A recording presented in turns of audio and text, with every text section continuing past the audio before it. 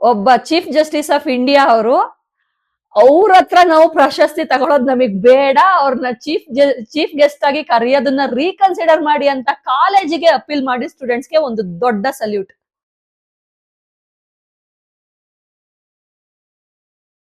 Hi, ಎಲ್ರಿಗೂ ನಮಸ್ಕಾರ. ಚುಕ್ಕೀಸ್ ಗಲಾಕ್ಸಿಗೆ ಸ್ವಾಗತ.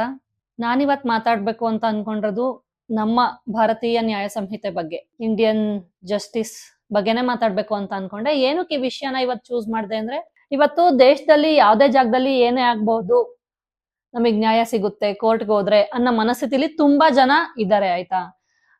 ಇನ್ನ ಒಂದಷ್ಟು ವರ್ಗ ಸಾವಿರ ತರ ಮಾತಾಡ್ಬೋದು, ಎಲ್ಲಾ ದುಡ್ಡು, ಎಲ್ಲ ರಾಜಕೀಯ, ಹಂಗೆ ಹಿಂಗೆ ಅಂತ ಮಾತಾಡ್ಬೋದು. ಬಟ್ ಇನ್ನೊಂದಷ್ಟು ವರ್ಗ ಇಲ್ಲ, ಜುಡಿಷಿಯಲ್ ಸಿಸ್ಟಮ್ ಮೇಲೆ ನಂಬಿಕೆ ಇದೆ, ನಿಧಾನ ಆಗ್ಬೋದು ಆದ್ರೆ ನ್ಯಾಯ ಸಿಗುತ್ತೆ ಅನ್ನೋ ನಂಬಿಕೆನ ತುಂಬಾ ಜನ ಇಟ್ಕೊಂಡಿದ್ದಾರೆ. ಬಟ್ ಇತ್ತೀಚೆಗೆ ಏನ್ ನಡೀತಿದ್ಯಲ್ವಾ, ಅದನ್ನ ನೋಡಿದಾಗ ನಿಜವಾಗ್ಲೂ ನ್ಯಾಯ ಸಿಗುತ್ತಾ, ಅದು ಆ ರೀತಿನೇ ಉಳ್ಕೊಂಡಿದ್ಯಾ ನಮ್ ದೇಶ ಅನ್ನೋ ಪ್ರಶ್ನೆ ಹುಟ್ಟಾಕತ್ತೆ. ಏನಕ್ಕೆ ಅಂದ್ರೆ, ಇಷ್ಟೊಂದು ಡಿಸ್ಟರ್ಬ್ಡ್ ಆಗಿ ನಾನ್ ಮಾತಾಡಕ್ ಹೊರಟಿದ್ ವಿಷಯ ಈಗ ಒಂದ್ ವಾರದಿಂದ ನಡೀತಿರೋ ಒಂದ್ ವಿಷಯ. ಸ್ಟೂಡೆಂಟ್ಸ್ ಬಗ್ಗೆ ಆದ್ರೆ ಒಂದ್ ವಿಷಯನ ಒಂದ್ ಸ್ವಲ್ಪ ಸೀರಿಯಸ್ ಆಗಿ ನೋಡಿರ್ತೀನಿ, ಬಟ್ ಈ ವಿಷಯನ ನಾನು ಅದ್ ಹೆಂಗ್ ಮಿಸ್ ಮಾಡ್ಕೊಂಡಿದೀನಿ ಅಂತ ಗೊತ್ತಿಲ್ಲ. ನಂಗೆ ನಿಜವಾಗ್ಲೂ ಇವತ್ತೇ ನಾನು ಆ ವಿಷಯದ ಬಗ್ಗೆ ಪೂರ್ತಿ ಓದಿದ್ದು. ಏನಂದ್ರೆ, ಹೈದರಾಬಾದ್ ನ ನಲ್ಸಾರ್ ಯೂನಿವರ್ಸಿಟಿ ಆಫ್ ಲಾ ಕಾಲೇಜಲ್ಲಿ ನಡೀತಿರೋ ಅಂತ ಒಂದು ಕಾಂಟ್ರವರ್ಸಿ. ಕಾಲೇಜಲ್ಲಿ ಏನು ಸಿಂಪಲ್ ಆಗಿ ವಿಷಯ ನಡೆದಿರೋದು, ಕಾಲೇಜ್ದು ಕಾನ್ವೊಕೇಶನ್ ಫಿಕ್ಸ್ ಆಗಿದೆ, ಡೇಟ್ ಫಿಕ್ಸ್ ಆಗಿದೆ. ಸೊ ಕಾನ್ವೊಕೇಶನ್ ಡೇಗೆ ಚೀಫ್ ಗೆಸ್ಟ್ ಆಗಿ chief justice of India Suryakant ಅವ್ರನ್ನ ಇನ್ವೈಟ್ ಮಾಡ್ಬೇಕು ಅಂತ ಕಾಲೇಜ್ ಯೂನಿವರ್ಸಿಟಿಯಿಂದ ಡಿಸೈಡ್ ಮಾಡಿರ್ತಾರೆ. ಬಟ್ ಅದಕ್ಕೆ ಸ್ಟೂಡೆಂಟ್ಸ್ ಒಂದ್ ಸ್ವಲ್ಪ ಅಪೋಸಿಷನ್ ಇರುತ್ತೆ. ಅಪೋಸಿಷನ್ ಯಾಕಿರುತ್ತೆ ಅದನ್ನು ಯೋಚನೆ ಮಾಡ್ಬೇಕಾಗುತ್ತೆ ಅಲ್ವಾ. ಅಪೋಸಿಷನ್ ಏನಕ್ಕಿದೆ ಅಂತ ಅಂದ್ರೆ, ಈಗ ಕೆಲವು ದಿನಗಳ ಹಿಂದೆ ಏನು ಸಿಜೆಪಿ ಪ್ರೊಟೆಸ್ಟ್ ನಡೀತು ಜಂತರ್ ಮಂತರ್ ಅಲ್ಲಿ. ಆ ಪ್ರೊಟೆಸ್ಟ್ ನಡೆಯೋ ಟೈಮಲ್ಲಿ ಮಾನ್ಯ ಚೀಫ್ ಜಸ್ಟಿಸ್ ಅವರು ಸ್ಟೂಡೆಂಟ್ಸ್ಗೆ ಹಿಂಗೆ ಅಬ್ಯೂಸ್ ಮಾಡ್ತಿರೋದು, ಲಾಠಿ ಪ್ರಹಾರದ್ದು ಮತ್ತೊಂದು ಒಂದ್ ಸ್ವಲ್ಪ ಅಬ್ಯೂಸಿವ್ ವಿಡಿಯೋಸ್ ಏನಿದೆ ಅದನ್ನ ನೋಡೋ ಇಂಟ್ರೆಸ್ಟ್ ಸಹ ತೋರ್ಸಲ್ಲ. ಅವನ್ನೆಲ್ಲ ನೋಡಕ್ ನನಗ್ ಟೈಮ್ ಇಲ್ಲ ಅಂತ ಹೇಳ್ತಾರೆ. ಇದು ಕೆಲವೊಂದ್ ಮಕ್ಳು ಮನ್ಸಲ್ಲಿ ತೀವ್ರ ಅದು ಗಾಯ ಆಗಿ ಉಳ್ಕೊಂಡ್ಬಿಟ್ಟಿದೆ. ಇಷ್ಟೇ ವಿಷಯ ಅನ್ಸಲ್ವಾ ನಿಮ್ಗೆ? ಇವಾಗ ಮಕ್ಳು ವಿಚಾರ, ಈಗ ಅವ್ರ ಹಿಂದೆ ಅವ್ರಿದ್ರು ಇವ್ರಿದ್ರು, ಅವ್ರು ಫಂಡ್ ಮಾಡಿದ್ರು ಇವ್ರು ಫಂಡ್ ಮಾಡಿದ್ರು, ಅದೆಲ್ಲ ಬೇರೆ ವಿಚಾರ. ಬಟ್ ಅಲ್ಲಿ ಸ್ಟೂಡೆಂಟ್ಸ್ ಇದ್ರು ಅನ್ನೋದು ಅಷ್ಟೇ ಸತ್ಯ, ಹೌದಲ್ವಾ. ನೀಟ್ ಎಕ್ಸಾಮಿಗೆ ಪ್ರಿಪೇರ್ ಆಗಿದ್ದ ಸ್ಟೂಡೆಂಟ್ಸ್ ಆಗಿರ್ಬೋದು, ಅವ್ರಿಗೆ ಸಪೋರ್ಟ್ ಮಾಡ್ಬೇಕು ಅಂದಿದ್ದ ಫ್ರೆಂಡ್ಸ್ ಆಗಿರ್ಬೋದು, ಅಲ್ಲಿ ಇದ್ದಿದ್ದವರು ಸ್ಟೂಡೆಂಟ್ಸ್ ಇದ್ರು. ಸ್ಟೂಡೆಂಟ್ಸಿಗೆ ಅವ್ರಿಗೆ ಅಬ್ಯೂಸ್ ಆಗಿದೆ ಅಂತ ಹೇಳಕ್ಕೆ ಹೊರಟಿದ್ರು, ಅದಕ್ಕೆ ವಿಡಿಯೋ ಪ್ರೂಫ್ ನ ಸಬ್ಮಿಟ್ ಮಾಡಕ್ ಕೂಡ ಹೊರಟಿದ್ರು. ಕನಿಷ್ಠ ಪಕ್ಷ ಚೀಫ್ ಜಸ್ಟಿಸ್ ಅವರು ಅದನ್ನ ನೋಡಬಹುದಾಗಿತ್ತು ಅನ್ನೋದು ಪ್ರತಿಯೊಬ್ರು ತಲೆಯಲ್ಲೂ ಇರುತ್ತೆ. ಅದೇ ವಿಷಯ ಮಕ್ಳು ತಲೆಯಲ್ಲೂ ಇತ್ತು. ಸೊ ಹಂಗಾಗಿ ಅವ್ರ ಏನಂದ್ರು, ಇಷ್ಟೇ ರೀಕನ್ಸಿಡರ್ ಮಾಡಿ ಅವ್ರನ್ನ ಇನ್ವೈಟ್ ಮಾಡೋ ವಿಷಯದಲ್ಲಿ.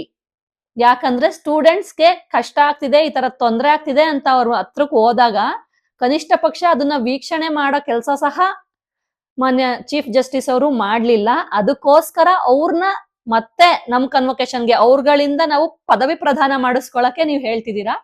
ಅವ್ರಿಗೆ ಅಷ್ಟೊಂದು ಏನು ಕನ್ಸರ್ನ್ ಇರೋ ತರ ಮಕ್ಳ ಮೇಲೆ, ಸ್ಟೂಡೆಂಟ್ಸ್ ಮೇಲೆ ಕನ್ಸರ್ನ್ ಇರೋ ತರ ನಮ್ಗೆ ಅನ್ಸ್ಲಿಲ್ಲ. ಅಂತ ಪ್ರತಿಷ್ಠಿತ ಪೊಸಿಷನ್ ಅಲ್ಲಿ ಇರೋರು ಅವರು ಕನಿಷ್ಠ ಇಂಟ್ರೆಸ್ಟ್ ತೋರಿಸ್ತಾ ಇರೋದು ನಮ್ಗೆಲ್ಲ ನೋವಾಗಿದೆ. ಅಂತವ್ರ ಹತ್ರದಿಂದ ನಾವು ಪದವಿ ಪ್ರದಾನ ಮಾಡಿಸ್ಕೊಳ್ಳೋದಕ್ಕೆ ನಮಗೂ ಒಂದ್ ಸ್ವಲ್ಪ ಕಷ್ಟ ಆಗತ್ತೆ. ಯಾವ ನ್ಯಾಯ ಸಿಗುತ್ತೆ ಅನ್ನೋದು ನಮ್ಮ ಮನ್ಸಿಗೆ ಬಂದಿದೆ ಆಲ್ರೆಡಿ. ಸೊ ರೀಕನ್ಸಿಡರ್ ಮಾಡಿ ಈ ವಿಷಯನ ಅಂತ ಸ್ಟೂಡೆಂಟ್ಸ್ ಅವರ ಯೂನಿವರ್ಸಿಟಿ ಚೇರ್ಪರ್ಸನ್ ಏನ್ ಇರ್ತಾರಲ್ಲ ಅವರಿಗೆ ರಿಕ್ವೆಸ್ಟ್ ಮಾಡಿದ್ದಾರೆ. ಇಷ್ಟೇ ವಿಷಯ.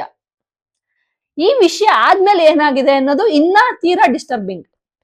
Bar council of India chairman ಬಂದು ಮನನ್ ಕುಮಾರ್ ಅವರು, ಅವ್ರೇನಂತ ನೆಕ್ಸ್ಟ್ ಇಮಿಡಿಯೇಟ್ ಆಕ್ಷನ್ ಅದಕ್ಕೆ 2026 ಬ್ಯಾಚ್ ನಲ್ಸಾರ್ ಯೂನಿವರ್ಸಿಟಿ ಆಫ್ ಲಾ ಇಂದ ಯಾವುದೇ ಸ್ಟೂಡೆಂಟ್ಸ್ ಪಾಸ್ ಆಗಿದ್ರು ಅವರು ಅವರ ವೃತ್ತಿಪರ ಲಾಯರ್ ಕೆಲ್ಸಕ್ಕೆ ಅಪ್ಲೈ ಮಾಡೋ ಹಾಗೆ ಇಲ್ಲ. So we are not accepting any application from the 2026 batch of NALSAR university of law ಅಂತ ಸ್ಟೇಟ್ಮೆಂಟ್ ಇನ್ಫಾರ್ಮೇಶನ್ ನ ಪಾಸ್ ಮಾಡ್ತಾರೆ, ಅಂಟಿಲ್ ಫರ್ದರ್ ನೋಟಿಸ್ ಅಂತ. ಸೊ ಇದು ಯಾವ ರೀತಿ ನ್ಯಾಯ ಆಗುತ್ತೆ? ಆಮೇಲೆ ಹೇಳಿದರೆ ಸೂರ್ಯಕಾಂತ್ ಅವರು, ಅದು ನನ್ನ ಮಕ್ಕಳ ನಡುವೆ ಇರೋ ವಿಷಯ, ಅದೆಲ್ಲ ಸಪರೇಟು. ಬಟ್ ಇದು ಅನ್ಯಾಯದ ವಿಷಯ ಅಂತೂ ಅಲ್ವೇ ಅಲ್ಲ. ಜೆನ್ಯೂನ್ ಆಗಿ ಅವ್ರ ರಿಕ್ವೆಸ್ಟ್ ನ ಕನ್ಸಿಡರ್ ಮಾಡಿಲ್ಲ. ಈಗ ಅವ್ರು ನೋಡಿ ಮಾತಾಡಿದಿದ್ರೆ ಬೇರೆ ವಿಷಯ, ಯಾರು ಅದಕ್ಕೆ ಆಕ್ಷೇಪಣೆ ವ್ಯಕ್ತಪಡಿಸಲ್ಲ. ಅವ್ರು ನೋಡಿ ಕನ್ಸಿಡರ್ ಮಾಡಿ ಆ ಕಡೆಯಿಂದ ಶುರುವಾಗಿದ್ಯೋ ಈ ಕಡೆಯಿಂದ ಶುರುವಾಗಿದ್ಯೋ ಪ್ರೊಟೆಸ್ಟ್ ಅಲ್ಲಿ ಅಬ್ಯೂಸು, ಅದು ಬೇರೆ ಲೆಕ್ಕಾಚಾರಕ್ಕೆ ಹೋಗುತ್ತೆ. ಬಟ್ ಕನಿಷ್ಠ ಪಕ್ಷ ಅವ್ರು ನೋಡೇ ಇಲ್ಲ ವಿಡಿಯೋನ ಅಂತ ವಿಷಯ ಮಕ್ಳ ಮನ್ಸಲ್ಲಿ ಉಳ್ಕೊಂಡಿರೋದು ತಪ್ಪಿನ ವಿಷಯನೇ ಅಲ್ಲ. ಅದು ನಿಜವಾಗ್ಲೂ ಆಗುತ್ತೆ, ಯಾರಿಗೇ ಆದ್ರೂ ಅದ್ ಹರ್ಟ್ ಮಾಡುತ್ತೆ. ಮತ್ತೆ ನಮ್ ಕಾಲೇಜಿಗೆ ಅವ್ರನ್ನೇ ಕರ್ಕೊಂಡ್ ಬಂದು ಅವ್ರ ಹತ್ರನೇ ನಾನು ಸರ್ಟಿಫಿಕೇಟ್ ಇಸ್ಕೊಂಡ್ಬೇಕು, ಕೋರ್ಟಿಗೆ ಹೋಗಿ ಲಾಯರ್ ಆಗಿ ವಾದ ಮಾಡಕ್ಕೆ ಅಂತ. ಅಂಡ್ ಇದ್ರಲ್ಲಿ ನಿಜವಾಗ್ಲೂ ಅಪ್ರಿಶಿಯೇಟ್ ಮಾಡ್ಬೇಕಾಗಿರೋಂತ ವಿಷಯ ಆ ಸ್ಟೂಡೆಂಟ್ಸ್ ಗಟ್ಸು.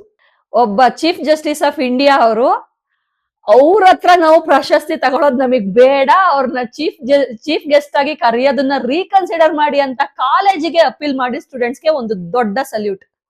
ನಿಜವಾಗ್ಲೂನು ಇದೇ ಧೈರ್ಯ, ಇದೇ ಒಂದು ಏನು ಮನಸ್ಥಿತಿ ಇವತ್ತಿರೋ ಪ್ರತಿಯೊಬ್ಬರಲ್ಲೂ ಬಂದ್ರೆ ನಿಜವಾಗ್ಲೂ ಅವತ್ತಿನ ದಿವಸ ಸಿಗುತ್ತೆ ನ್ಯಾಯ. ಆಮೇಲೆ ಇನ್ನೊಂದು ಇದ್ರಲ್ಲಿ ವಿಪರ್ಯಾಸ ಏನಂದ್ರೆ ಪ್ರತಿಯೊಂದಕ್ಕೂ ಹೋರಾಟ ಮಾಡಕ್ ಹೊರಟ್ ನಿಂತ್ಕೊಬೇಕಲ್ಲ, ಅದೊಂದು ವಿಪರ್ಯಾಸ.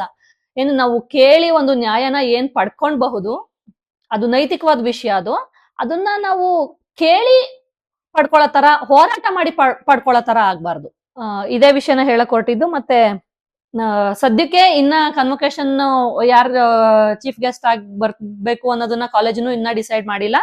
And bar council of India chairman Manan Kumar ಅವರು ಏನು ಇನ್ಫಾರ್ಮೇಶನ್ ಪಾಸ್ ಮಾಡಿದ್ರು, ಅಪಿಯರ್ ಆಗೋ ಹಂಗಿಲ್ಲ ಅವರು ಲಾಯರ್ ವೃತ್ತಿಗೆ ಅಂತ ಏನ್ ಹೇಳ್ಬಿಟ್ಟು, ಅದನ್ನ ಸದ್ಯಕ್ಕೆ ವಿಡ್ರಾ ಮಾಡಿದರೆ.